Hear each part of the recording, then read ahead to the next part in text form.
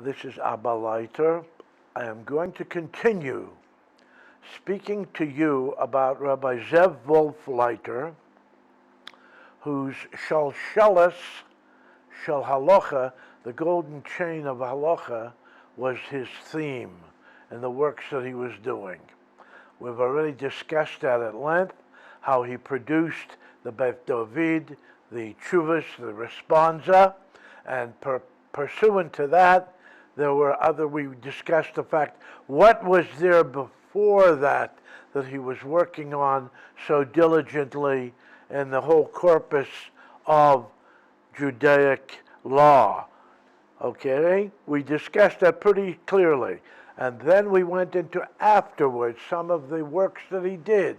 For instance, from the time of the Gaonim, and then after the Gaonim, the work on the Gaonim with his Hagoyas, there was the Rif, the Chuvas HaRif, with his Ha'oris and Hagos. And by the way, I want to tell you the Rimegash, the noted Talmud of the Rif, who the Rambam praises as being unbelievably, all-encompassing in the field of Talmud, there was also in this Sefer, the Chuvas HaRif, a number of Hagoyas on the Talmud of the Rif, the Rimegash, and they've been reprinted in certain editions. Some people have taken them and reprinted them. They're of great value. But after that, we went into the Marik, which was a very comprehensive work, and indicated there were many things that he put in to the Tzion L'Nefesh Chaya, which was reprinted by the people at Moshe Rav Kook, after first being printed in 1964 through the good offices of Rabbi Menachem Mendel Kasher and his son, Rabbi Shloimeh. In there, you have things from the Chassam Sofer, and from the Rashbash, and also from the Rishon, the Rokeach, etc., etc. So that golden chain of halacha, as we've said before, brings the halacha goes along with the Rambam, Maimonides' view that this is the central element in seeing to it that Judaism will be surviving for Doris and Doris and Doris. That's why he put out the Yad HaChazaka, to give people that guiding force that would keep it alive, the Jewish people and their way of life. Well, their practice of everything Jewish, etc., and a multitude of areas. It's not only that he wrote in the end of the Rambam, by the way, that there will be a time that will come back and there'll be a Beis HaMikdash, etc., and there'll be kingship, but he already referred to it in some of his earlier books in the Yad, when he speaks about Karbonos.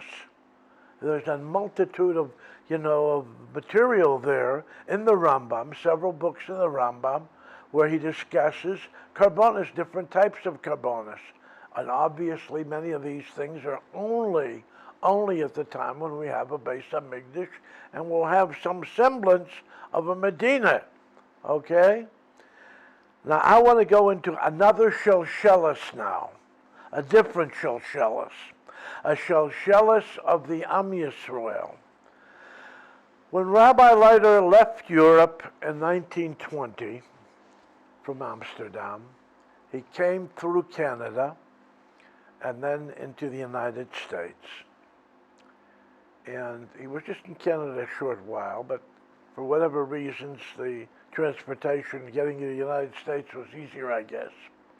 In any case, he had a position in New York for a short time that he took, but he wanted other things, and he went to Pittsburgh. Pittsburgh, Pennsylvania was sort of a bedrock of the Reform movement. Very, very Reform. 3,000-member congregation. Road of Sholem was there.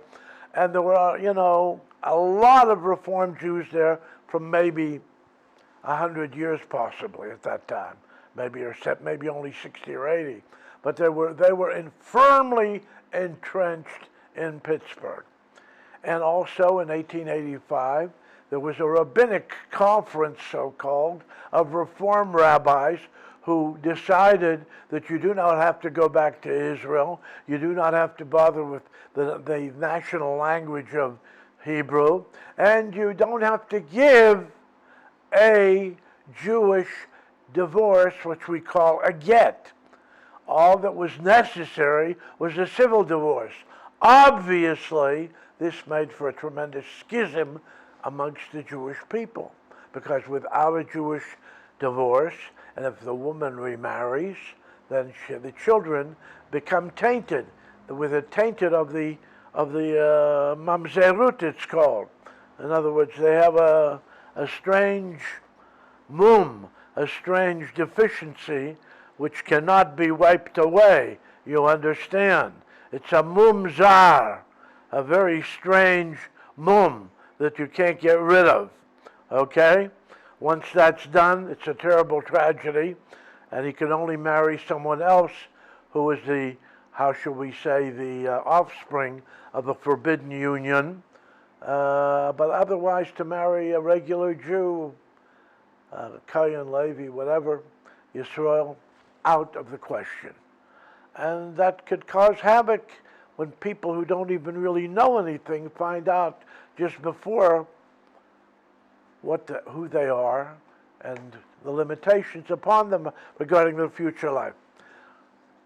Rabbi Leiter's connection was made on all levels. When he came, he spoke to people in the conservative movement about writing articles for the needy rabbis in Europe, in Eastern Europe. And he met with a favorable response. They actually helped him and gave him a venue whereby he could address the rabbinic leadership of other movements besides the Orthodox, to explain that there were people, their brethren in Europe, needed help. They needed food, they needed nutrition, they needed money for whatever it would be, for certain things like living expenses, etc. Things were rather dire in Eastern Europe. Hungary was known as a better place to live monetarily after that First World War. But Galicia was really in a state of disrepair, and it was really quite difficult for people to get along. And he raised funds for them. He saw to it that they received things. There's some letters that he has that say, "You did not forget us. Thank you so much." One rabbi writes, "You sent $100 that I can use for my yeshiva people. How wonderful. You didn't forget us. You didn't leave us behind and just go away. You came to our aid. By the way, you said in the letter you want me to take some of it for myself because I'm the rabbi and the head of the yeshiva. Tell me, what should I take for myself? I don't want to take away from the others who are needy in the community or the young bachurim, the young students in the yeshiva." There was a tremendous gratitude. I'd like to tell you, besides that he made an acquaintanceship with certain people there. And these people who he made an acquaintanceship with were very influential. I'm going to show you something now that you probably find it difficult to believe. Rabbi Leiter was in Pittsburgh. He ventured into the inner sanctum of the Reform movement. In other words, the Road of Shalom Temple.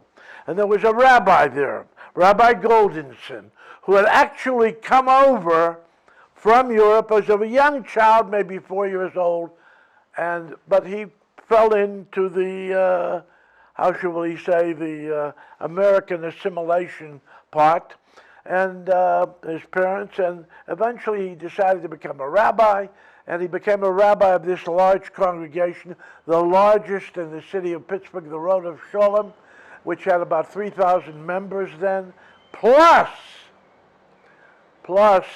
he also later on became the head of the Reform movement when he moved to New York, when he was offered a very elevated position in the Reform movement there. Here is a letter. I hope it can be focused on. I'm going to show it to you, and I hope you're able to read it. In any case, I am going to read it for you. You'll see there's a date there, and the date is February 4th, 1927.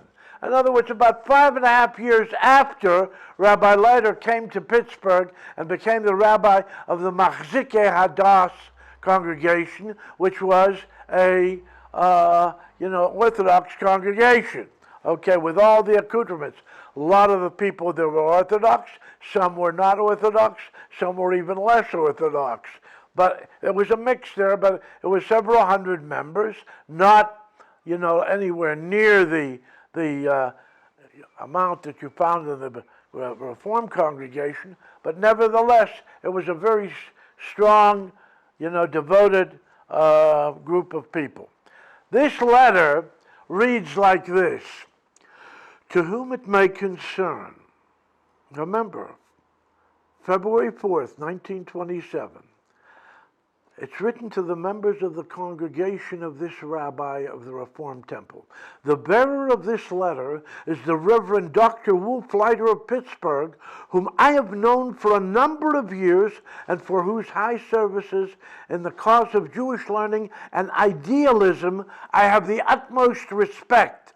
A few days ago, he introduced me to the Ober-Rabbiner, Dr. Meyer Shapira, a member of the Jewish Parliament, who has come to this country to secure financial assistance for the Central Jewish Theological Seminary of the city of Lublin, the Lubliner Yeshiva, and Meir Shapiro, who, if you know him, was always coming in with his regalia, his beautiful bekisha, all the way down to his ankles, and, his very long Sidisha look, how to put it, in every respect. Well, here he continues. This institution aims to combine Jewish scholarship with modern culture and thought. I am informed that this seminary will be recognized by the Polish government as it does similar Catholic and Protestant institutions. Such a school of learning will undoubtedly raise the standard and the quality of Jewish scholarship in a land where there are at present more than 4 million Jews. If you will be good enough, this is the closing lines. He's speaking to his congregants, Reformed Jews, who don't have anything to do with Osteden at all. If you will be good enough to give these two rabbis a hearing, I am sure you will want to assist in a cause whose value is immeasurable and far-reaching. Very sincerely yours, S.H. Goldenson, who later on became the head of the Reform movement. This is a prime example of how Rabbi Leiter was building bridges between the Jewish people in a town where some of them had been taken apart years ago and causing a huge schism, a churban in the Jewish people. We'll continue.